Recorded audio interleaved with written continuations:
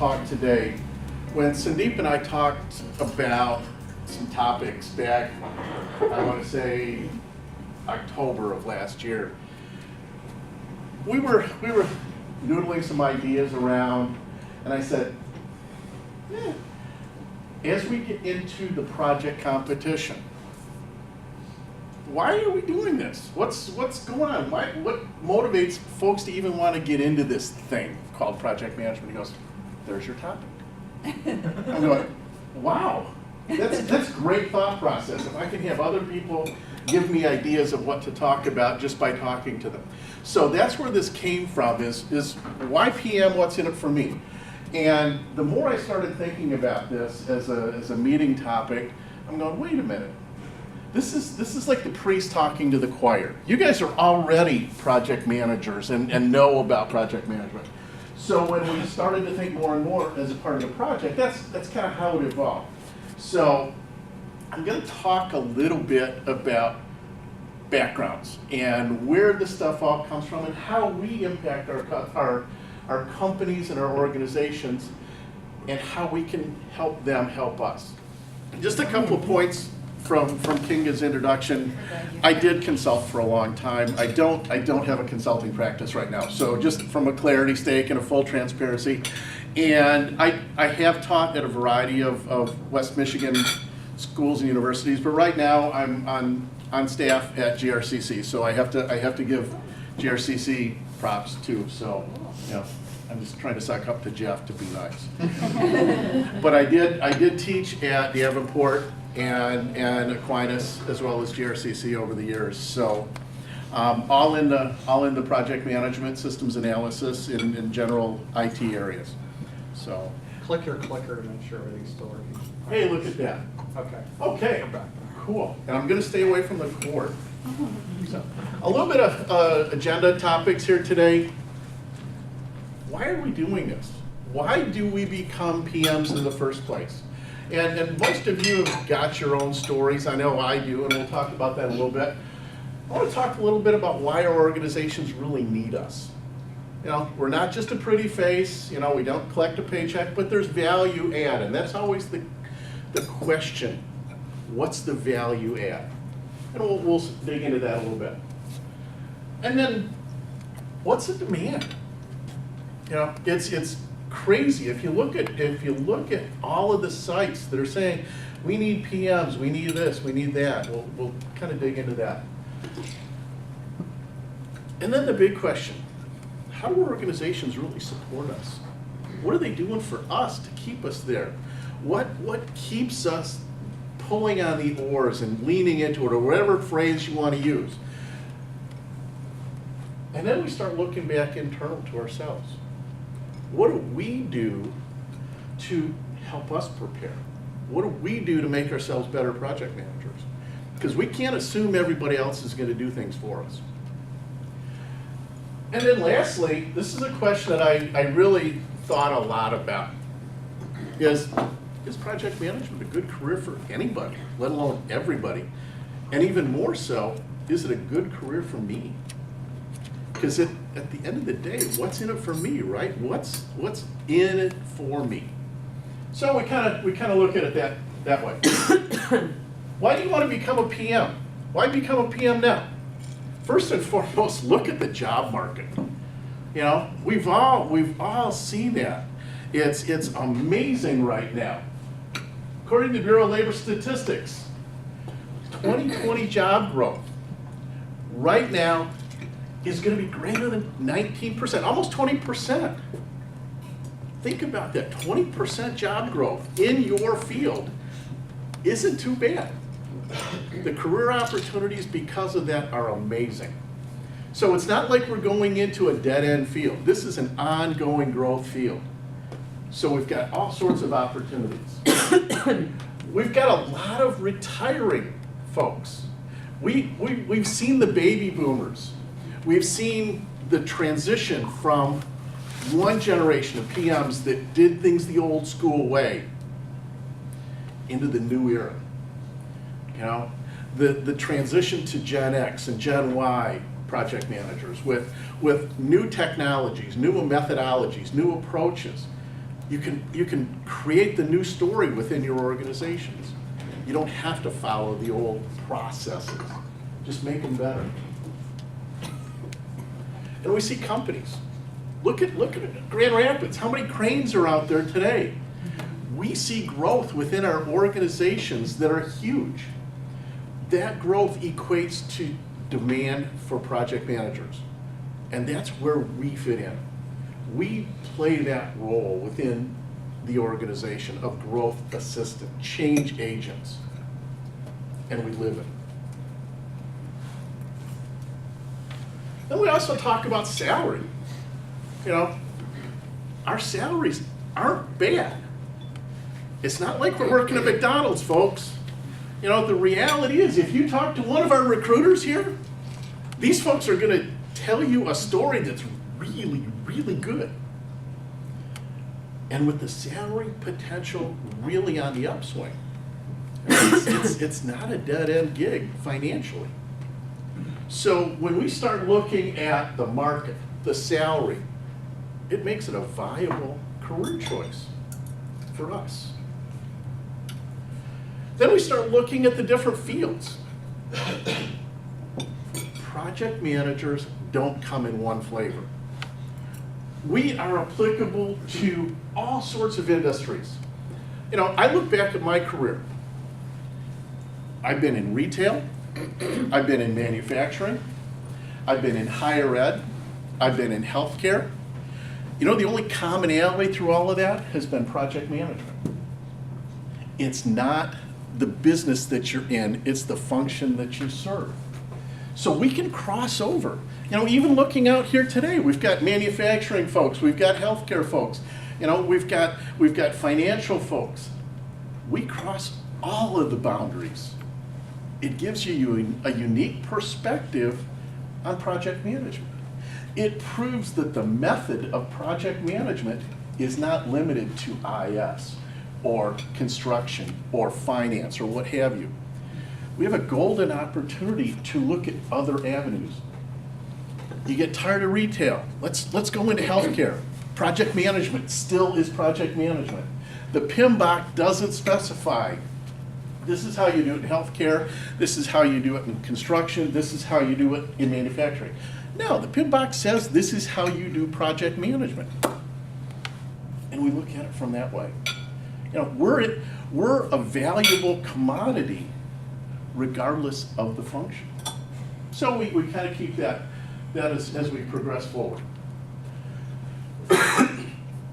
And then our job. Has anybody had 2 days that are alike even into the project management world? No, you're not working an assembly line, folks. I mean, you're lucky you know what you got planned for noon. Because it's going to change. That's the only constant in project management is constant change. We have an opportunity to see every aspect of our organization, every aspect from initiation to execution to delivery of our projects, and everything in between. It's not constant. It's evolving. And that's the cool part. You know, I look at my calendar at 6 a.m. every morning going, wow, what a disaster. And then I go, no, really, what have I got? You know, I try to plan ahead, but I know that by noon something's going to change. Something's going to impact things. And that's okay, because that's part of the exciting thing of project management is every day is unique. Every project's unique. You know, I've been in the field for a long time. Thanks, King, enough not mentioning that. I don't think I've had 2 projects that are even close to being similar.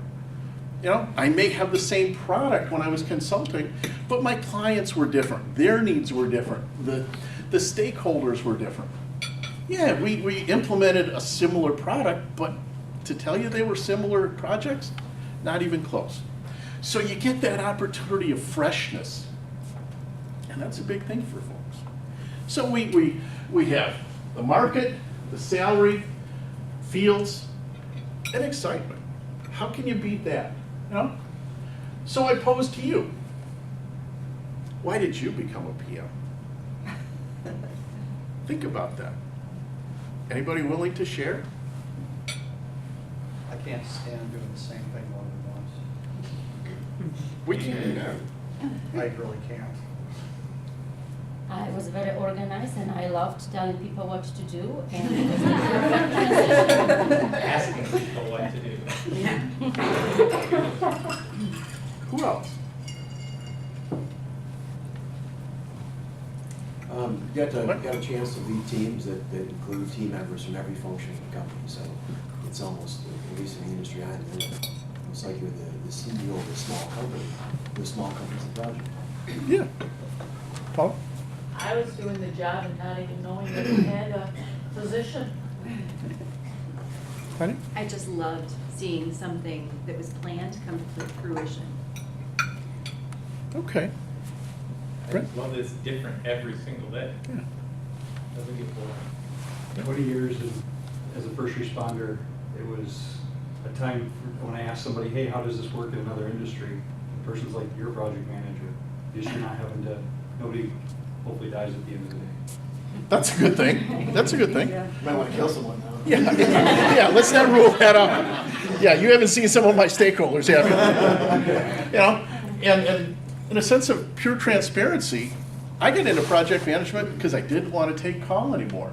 I got tired of having the pager go off, you know? And that was a pager, not a cell phone, by the way, you know, for those of you that don't recall those. Yeah, you know, I came from a technical background, and I was a team lead for a network support group, and we were not a stable group. And I started working through organizing the process. And I went, hey, this is pretty cool stuff. You know, I can lay out a plan, I can manage my resources, I can anticipate things. Wow, that's scary, isn't it? So, and then the pager went off, and I went, this isn't fun. So that's kind of my story, and it's evolved over the years, and different roles within the project management world. So why the demand? Well, first and foremost, we make a difference. I know it's a bad picture, but it's tough to capture that. Remember that? Some of you may not remember that. Tiananmen Square. One person really did make a difference there for at least a little while. We as project managers make a difference. Whether we believe it or not, in the middle of those Jeff days, like he's having today, we really do make a difference. You know, and the reality is those days are few and far between. I don't know about you, but the good days way, way outnumber the bad days for me in my work life and my personal life. So we make a difference. Our job is not easy. We have all of the responsibilities, but very limited authority. You know that as well as I do. How do you get a resource to do something when you don't have them reporting to you? How do you get budget when you don't have it? You know, it's kind of like the little guy on Oliver, more please, sir. You know, or that was Oliver, wasn't it? Yeah. So, but we go through that all the time. We do make a difference, though, at the end of the day. Whether we feel or not, there's a huge difference. Because if you look at some of the research, I don't know if you've ever heard of the Standish Group. They're a big research group. They do this thing called the Chaos Report. It's incredibly accurately named. The Chaos Report says that 75% of IT projects underway right now can be considered failing based on the triple constraints. Doesn't that make you feel good? Wow. 75%, 3/4, whatever number you want to put, are technically failing. We have to change that. We have to step in as project managers and change that. And that's our job. I can't tell you anything about the study because I haven't done a lot of detailed work with the Standish Group, whether those projects had project managers or not, but their statistics are such. You know, on the flip side, research out of the Gale report says that utilizing project management flips that number. 90% of projects say that we deliver successful projects with some sort of project management. So you get 3/4 of the projects failing, You got 90% if you apply project management with something positive. So we really do have an impact, even nationally and internationally.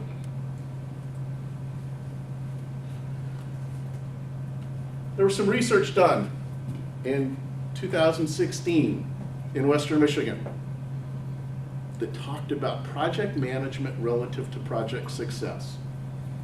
I'm a little familiar with this because it was my research. Okay, and you, believe it or not, you guys contributed to this, whether you remember it or not. This was the research done as a part of my dissertation.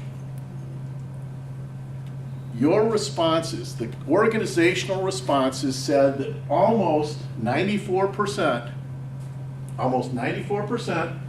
of organizations feel that the application of project management methodologies improve the probability of project success. That's a huge number. Think about it. 94% say that we offer value. You compare that to that number, that's a scary juxtaposition. But at the end of the day, 94% of our companies feel that we bring value.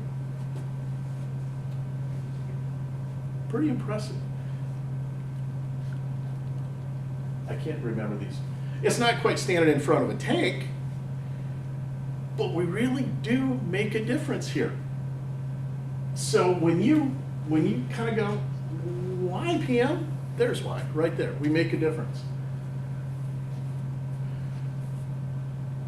We're seeing a huge divergence in supply and demand too.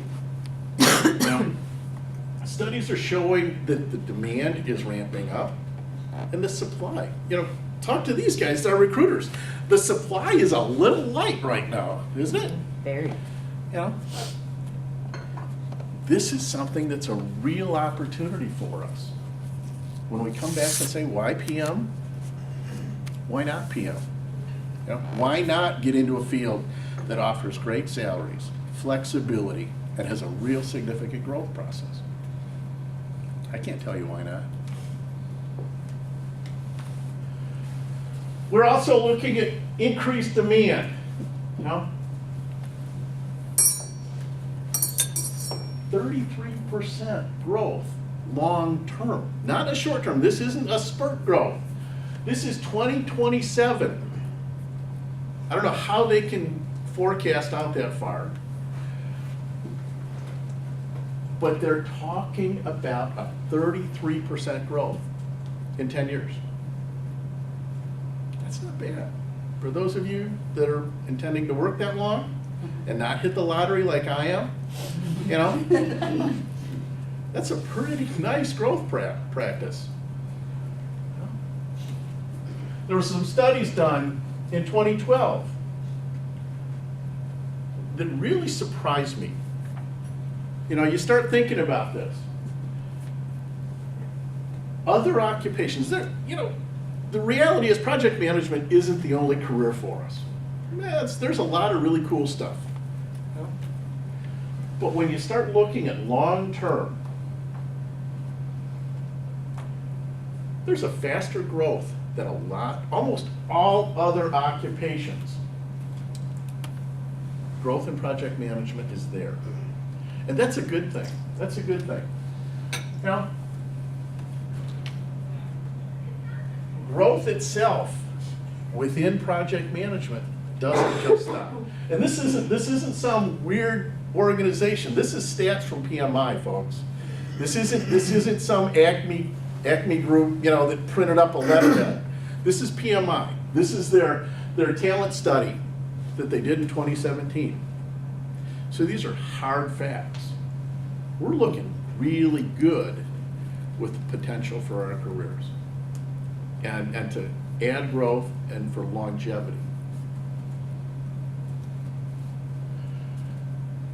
I did a real quick search because I wanted to see what are we talking about here. So I without offense to our recruiter friends, I went out on Indeed and I plugged in project manager.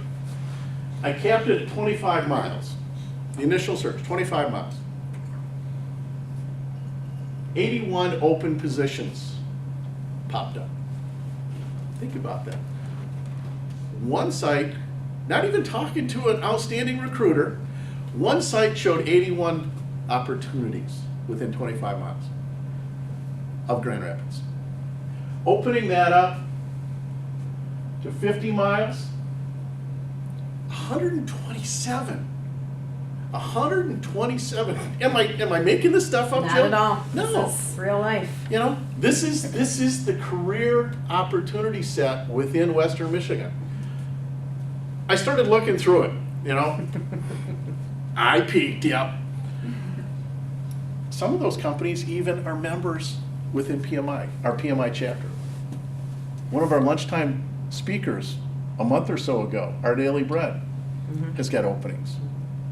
You know, so this isn't, you know, some little shop. This is real solid organizations. So we start thinking and we look at opportunities. If you want to expand a little bit more than 50 miles, it goes crazy. So that's what the potential here is. And that's not bad. We start looking at other pieces. The question is good project managers. Not just warm bodies, but good project managers. Everybody that participates in PMI is a good project manager because we're trying to improve. We're participating in the business of project management. You know? We start evaluating. Ironically enough, this study says that only 27% of the folks rate themselves as very good. That's sad. Only 27%. And 10% say that they're excellent. So a third, just a touch over a third, say that we're doing a good job. What does that tell you? Lines up with the 75% of projects. Yeah. They're crashing and burning, right? Like, this is dumpster fire. But if we think about it, what's causing that? What are we missing? What are we missing as project managers that change that? Why is it only 30, in this case, 37%? We're not egotistical. So we don't want to say we're very good. I agree with that. But within your organization, how can you promote yourself? How can you say, I bring value, if you don't feel that you're at least doing a very good job? Let alone saying that you're doing an excellent job.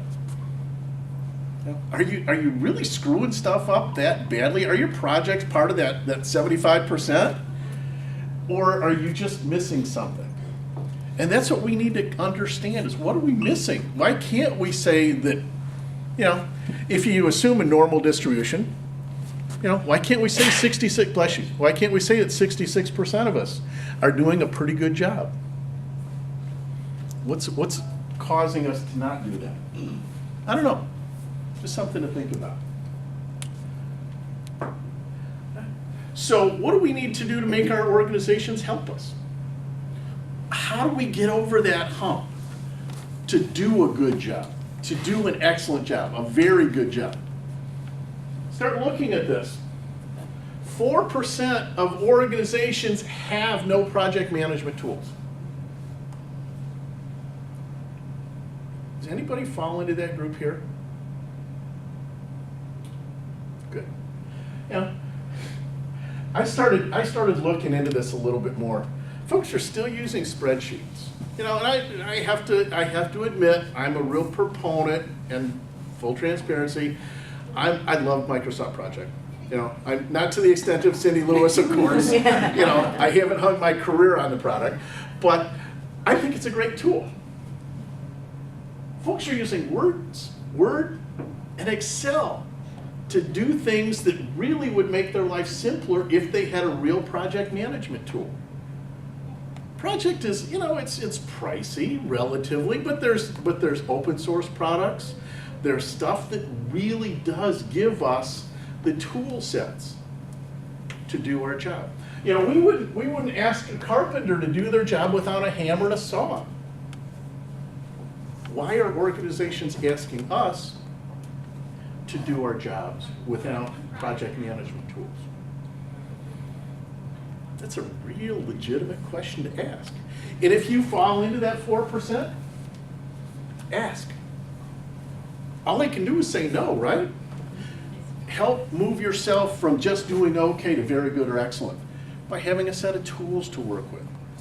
Knock their socks off. Give them a Gantt chart. Give them a work breakdown chart with all of the details, resources, percent complete, start and end dates. All of the information that we can pull off tools that make our life easier and bring value add. Simply ask for tools. In addition to tools, how many of you are short on PDDs? Continuing education credits. How many of you attended the personal development day? How many of you are going to take credit for this afternoon's discussion? Hopefully. More research. 26% of organizations plan to offer some sort of training and certification for project managers. Only 26%. That's scary, isn't it? 3/4, once again, I think we're seeing a little correlation here. 3/4 almost of our folks are not getting training covered or increased for project management. You want to see why we're not performing? Right there. Yeah. We have educational opportunities that don't cost us anything. We have opportunities to learn.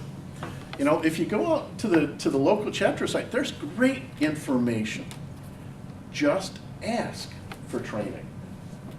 And it really does make a difference. But we need to convince our organizations to get that ongoing training moving. Tools and training. And then we need to make sure, this comes back to us, we need to make sure that we understand what's going on. We need to understand that it's not just the tools. You know, trust me, if you give me a hammer and a saw, I'm not going to build a cabinet like that. You know, I'm going to be lucky to keep all my fingers. So there's more to it than the tools. So you have to start thinking back about yourself. You have to start thinking about how you take the tools, how you take the training, and how you utilize those. Because trust me, I got some really cool saws at home, but I know better than to turn them on. You know, so what do? We have to look at our judgment. We have to think about how we make decisions. We have to consider detail when appropriate, big picture when appropriate. The greatest example that I give to this, and I'm a real big cartoon guy.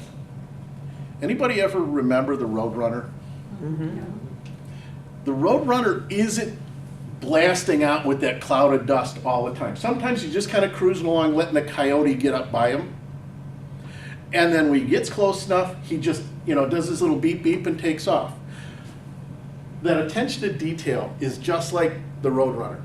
You don't have to be down in the weeds all the time, but you do know when to shift gears, when to get into the weeds and the details.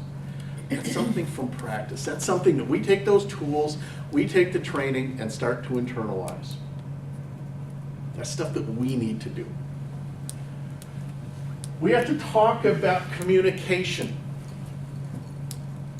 Trust me, coming from an IT background, communication is not our world strength. Understanding what works for you, what doesn't work for you, is really critical. If you're comfortable standing behind a podium, great, use it. If you're not, don't. one of the things that I share with my students is record yourself. First time through, you're going to be scared out of your mind looking at yourself because you're going to see all those ugly warts that you don't think about. And I've recorded myself enough that I really struggled for a long, long time breaking myself of habits. One of the things that I used to do was this. It was kind of a reflective thing. And I thought it was kind of cool, and it was a nervous twitch that I had. Until I realized that doing this made me sound like a speaker at a drive-through restaurant. You know? And I didn't even realize I was doing it until I watched myself on video one day. I went, oh my God. It's a communication skill that I had to develop. Folks are telling me, yeah, you gotta communicate, you gotta communicate. But until you internalize that kind of thing, it's just rhetoric. Take the message, take the tools, take the education, and bring it back to you. So we need to understand how we bring that back. Okay? We got to learn how to work a clicker, which direction it is too. I'm struggling with that. You know, there's so many buttons on this. You know, we talk about certs. We got a bunch. We had one new PMP today, right? Right there at our table. Now, organizationally, folks are really clamoring for that stuff, especially when you're working with vendors and potential candidates. Any type of PMI certification, CAPM, PMP, whatever, you know, it adds value. This is one of the big things that I heard Brandon talking about, common language, right? Terms. We have PM speak, right? A WBS, you know, it's kind of like a code. West side, best side. Yeah. You know, we don't wear colors. You know, we haven't got that far yet. We're a club, not a gang. But we start looking at commonalities, things that we share among PMs, things that we can promote. Also shows motivation. You know, Jill, Josh, that PMP, it's got to add a little value, doesn't it? Up the ante a little bit. Oh, yeah. For You sure. see that? Obviously, you know, they don't hand those out for nothing. No. There's some skin in the game, so to speak, from the individual. Also shows that you can do the job. You know, you can execute. It's not only a test, it's hours, it's practice. That's why the PMI designations are so valuable to bring. And when you add that, you're bringing value. That's what you can say is, what's in it for me? Value. And then this last one, I struggled a little bit because certification shows you're an intelligent person. Well, there's exceptions. You know, I'm an exception to that. You know, but there's a level of understanding, a level of education that's got to go along with that, and you can learn. You can learn new things. You're not just going to do the same thing over and over and over again. So, you know, we start bringing that. And I pulled this up. I always wanted to know, and I did some research. 870,000 PMPs from PMI. This is as of last year in May. It's probably increased dramatically by now. But think about that. Almost 850,000 PMPs. We're in a good group. That's a really good group to be in. You know, I can't say that all of them are active in the industry, but think about that. CAPMs, 36,000. Program management, 2,000. Agile practitioners, almost 22,000. Those are some great numbers to promote. When we start talking to our organizations about certification, drop those numbers on them. Hey, look at that. This is not something that's just a drop in the bucket. It's, you know, lots of folks. Something else to consider. How else do you get involved or get prepared to be a PM? Right here. Join and participate. Project management is not an observation sport. You don't sit in the stands and go, yay! No, you get down on the playing field. You might get a little dirty. You might have to spend some time out at the Pinnacle Center. But I'll tell you, it's fun. It's worthwhile. You know, I've been involved in the project competition since its inception. Try saying that really fast. You know, it is a cool thing. I have participants come back to me from year one and go, hey, I remember you. You were one of the judges. But they really brought value. Some are actually working in the field now. And it's really cool to see that. So you get that back, giving back to the profession. Gee, that sounds like a topic that we should have discussions with, right?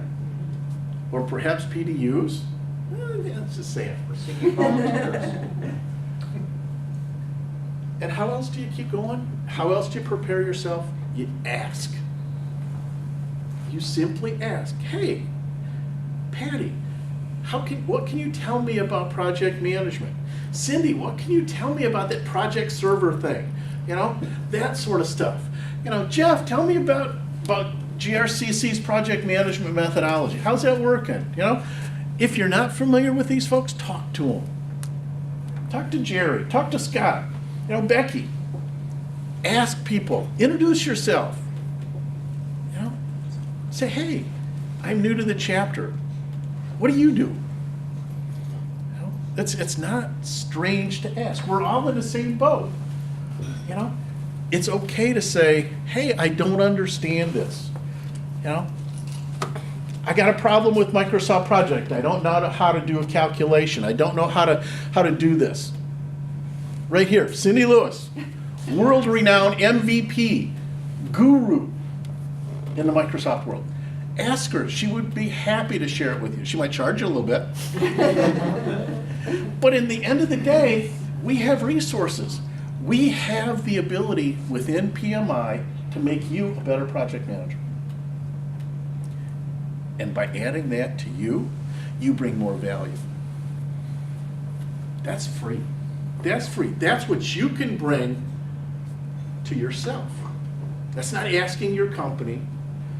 That's not tools or anything else. That's you. Then we start talking here about career choices. You know, is it a career choice? You know, that's like saying, is it good enough? You know, it's a very subjective consideration. At the end of my career, I'm going to probably look back and go, yeah, I felt it was a good decision. I got bounced around. I've been outsourced, downsized, bankrupted, reduction in force. I'm trying to remember what all of the other terms were. Right-sized. Did I use that one already? But the reality out of that was, because of the demand for project managers, I was able to land on my feet. I didn't have to move someplace else. I didn't have to change careers. I was able to land a project management opportunity quickly because I applied some of this stuff. I asked people. I looked for tools. I got the certification. That doesn't say that this is going to insulate you from anything bad happening. Trust me. I'm an example of that. But what it does tell you that project management is a pretty good career that's resilient for the upturns and downturns of the business. You know? And at the end of the day, that's really what you're looking for, I think. You know? It's not that bad. We look at salaries. We look at career advancement. We have organizations that have senior level directors of EPMOs. That's a great gig. That's a project manager in a C-level opportunity. I don't know of any organizations that have chief project officers yet in West Michigan. But it's coming. Sitting at the really cool table. Not down here with us kids, but at the C-level table, you know? That's coming. But those opportunities are there. Salary, advancement, unique projects. And what else? You get to hang out with cool folks like us. You know, we're not bad folks. We're relatively outgoing. We have fun. You know, it's not a bad group of folks to be with. I've been involved with other organizations that you kind of go, I'll sit over here, thanks. But PMI, you know, we help each other. We encourage each other. You know, I sit back and watch a lot of things at the project. And even seeing the students offer encouragement to one another, even though they're in direct competition to themselves. The encouragement. Wow, that was a great presentation. Oh, I love that work breakdown. How did you do that racing? That's the kind of stuff that project managers do for one another. It's not, oh man, I'm not going to share with you.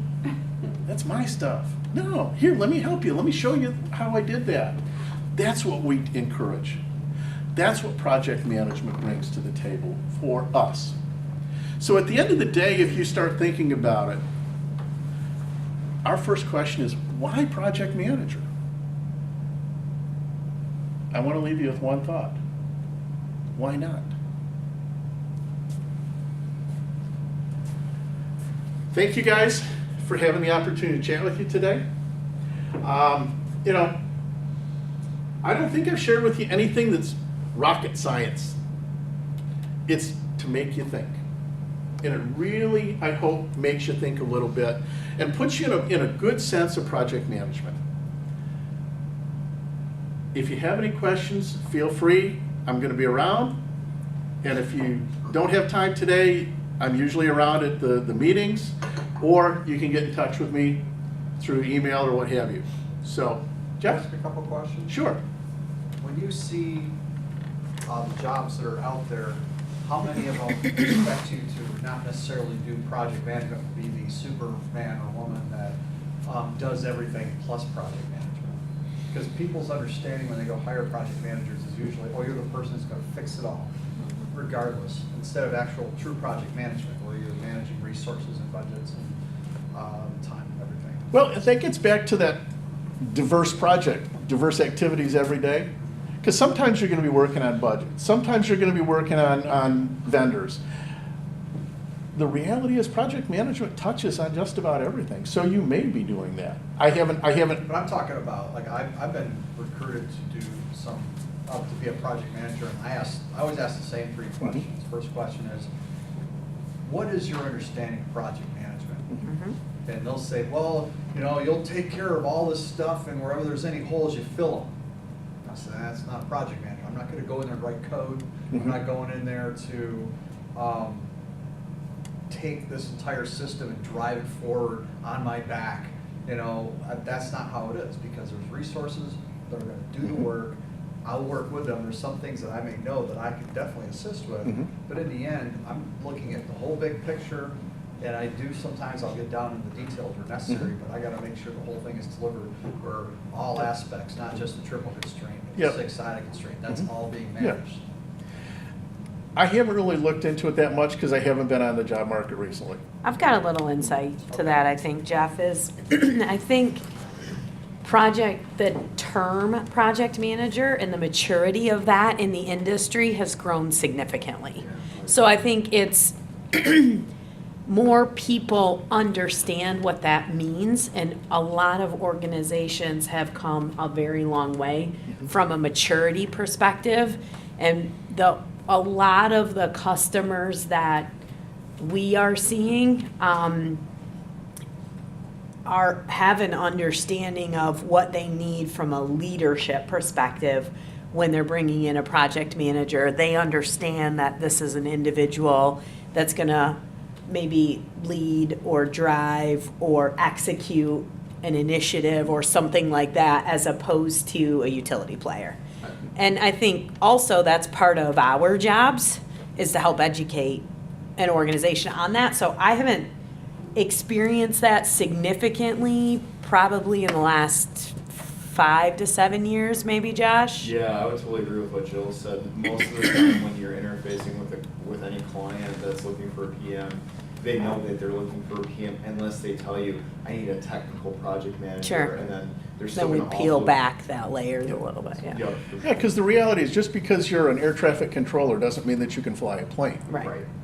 You know, and when you put it in that perspective, we really are the air traffic controllers for our projects.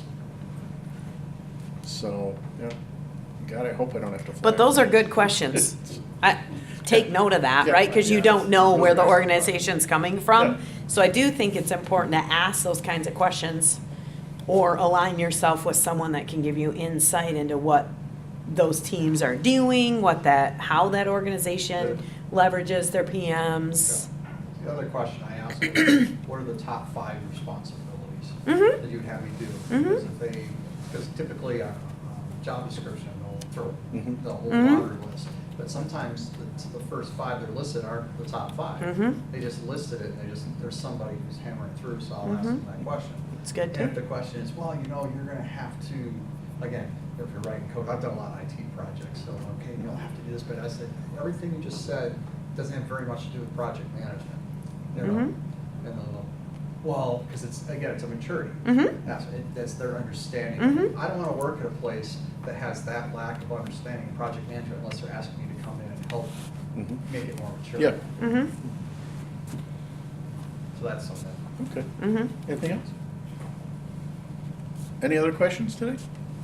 I have an interesting one. So when, let's say someone has an undergraduate degree and they have a path to go for their MBA or a path to go for their PMP, would you recommend one over the other? So when I had this challenge, I ended up picking PMP because at the time, the West Michigan market, it was a big demand, and I said, well, I can get that quicker and I need a job. But from your perspective, do you recommend one path over another to start? I'm gonna use the classic sidestep here. Okay? It depends. Okay. It depends on the individual. Long-term, short-term. There's pros and cons both directions. You know, I was lucky enough to get my master's right out of undergrad and then work towards my PMP. In hindsight, was that the right order? At the time, yes. Different time, different scenario, different circumstances, maybe not so much. So it really does depend on the individual, the circumstances, and where they're at in their career. You know, if you're someone that's getting into the industry late in your career, maybe you change some things. So I can't see a hard and fast. I would say it depends on ultimately what they want to do. You know, like if they really just want to get into that or get, you know, what's their end goal? You know, who do they want to be at the end of the day? Like that's going to drive more of that question than anything else will. Yeah, what are you going to be when you grow up? Exactly. Yeah. Can I Thanks. address that also? Yeah. I'm in the position, I'm a bachelor's degree. I got my bachelor's a little late in life, so I started college late in life. And I got my PMP because my boss said, you're gonna get a PMP by this date or you don't have a job. I said, well, that's fine, I can do that. We don't have to be so forceful about it. But I went and did it and I got it. And on a couple occasions, I went to go after a master's directly out of college and then a few years after. And each time it either came down to money or time. I just didn't have it. When I got my PMP, master's programs were contacting me saying, hey, all you have to do is these few classes will give you a master's. They'll charge you all the money for it, but you don't have to do as much work. So the answer is yes, it depends what's going on. But I've had master's programs contact me saying, hey, if you do this, you can get your PMP. I said, I already have one. Because all their curriculum around project management is basically the same as what you'd have to study in a long-term PMP study program. So I guess it depends. the master's degree in the education field where I work means more to them than a PMP. They don't Yeah. get it. You know, between you and me, we're the only people at GRCC who have a PMP, okay? It doesn't matter as much there as it does outside of education. Academia, they're all about degree, degree, degree. Well, academia, if it's a degree in underwater basket weaving, that's all Yes. we're worried about, you And know? we've had a couple college presidents that have had something near that. One was a music major, and the other one, you know, they're just, I'm just saying, it's they care about the letters, the initials that have to do with academic, but in a commercial industry, PMP means more. So and again, it depends in that way. I think in your university end game, they're in the business of selling degrees. So. Yes. Well, Exactly. just to give you an idea, when I'm on site at GRCC, I'm referred to as Dr. MacNeil. Any other place that I walk, it's kind of like Doug. But the whole academic thing is what Jeff says, it's those letters. I would speak to what Doug said. I've had a lot of kids who are just finishing their undergrad who've asked that question, and it depends. Like Doug said, but a lot of it is they see, oh, well, I need, 40 PDUs, and then I can take a test. I was like, well, you also need, 3 years of project management experience that you're going to document. Yeah. If you are somebody who got your degree and have been working and are deciding, oh, I want to get something else, I always say, well, then maybe if you have 3 years of PMP, of project management, even if it's not PMP stuff, that you can have somebody say, if Yep. you're sponsor for this, maybe the PMP is the right next step. But it's not just I finished my undergrad, I go take a Poof. 7-week Yeah. boot camp, Yep.